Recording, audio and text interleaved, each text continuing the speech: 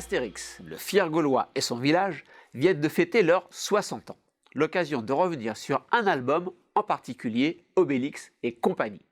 Non pas parce qu'il s'ouvre sur un anniversaire, mais parce qu'il nous présente la vision de l'économie de marché, telle que René Goscinny et Albert Uderzo, les fondateurs de ce petit monde et fins observateurs de la société française, la concevaient au moment de la sortie de l'album en 1976, avec un propos qui reste d'une étonnante modernité.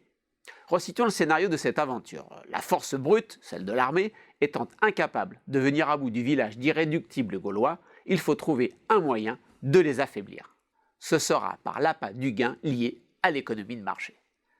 La proposition émane de Caius Sogronius, un néarque, c'est-à-dire un ancien élève de la nouvelle école d'affranchis, à qui au milieu des années 70, Uderzo a donné la tête de Jacques Chirac. Bref, les premiers promoteurs du marché sont les hauts fonctionnaires sortis des grandes écoles. Obélix se voit ainsi confronté à une demande inopinée de menhirs. C'est la ruse de Sogronius, devenu demandeur d'une grosse quantité de menhirs.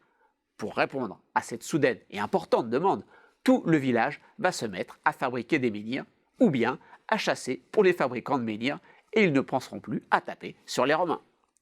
Une fois l'argent romain intégré dans la petite économie autosuffisante du village, les relations sociales sont transformées.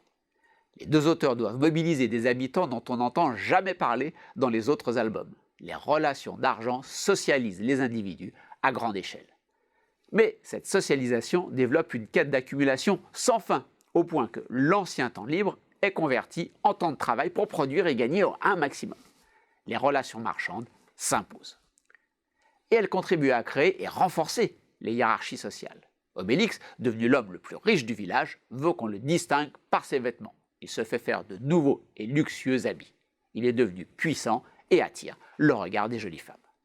Quand Astérix veut chasser le sanglier, il se heurte aux chasseurs de l'entreprise Obélix qui revendiquent leur priorité sur les animaux. Puisqu'ils sont payés pour chasser, ils passent avant ceux qui exercent la même activité par plaisir. Une belle réflexion sur la privatisation des communs en économie de marché. Pour tenter de contrer la folie d'accumulation de son ami, Astérix décide de développer la concurrence. Le druide Panoramix offre de la potion magique à tous ceux qui veulent se lancer dans le menhir. Ce qui semble à première vue célébrer la victoire de Sogronius.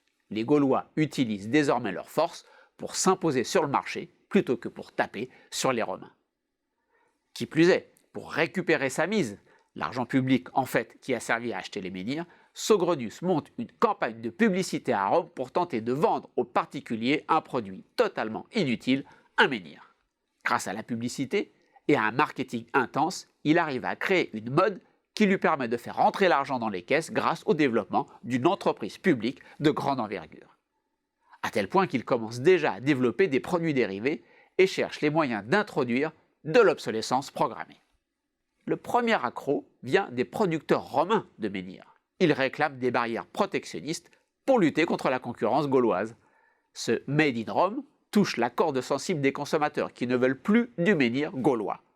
Sogronius lance alors une guerre des prix qui se produit au moment où les cours élevés ont nourri une offre abondante. C'est la surproduction face à une demande en baisse. L'économie du menhir s'effondre, c'est la crise mondiale du menhir. Les finances publiques en pâtissent et la monnaie romaine est attaquée, le sesterce est dévalué. En voulant bâtir un marché et une accumulation sans fin, Sogronius a créé une seule chose, un véritable chaos économique.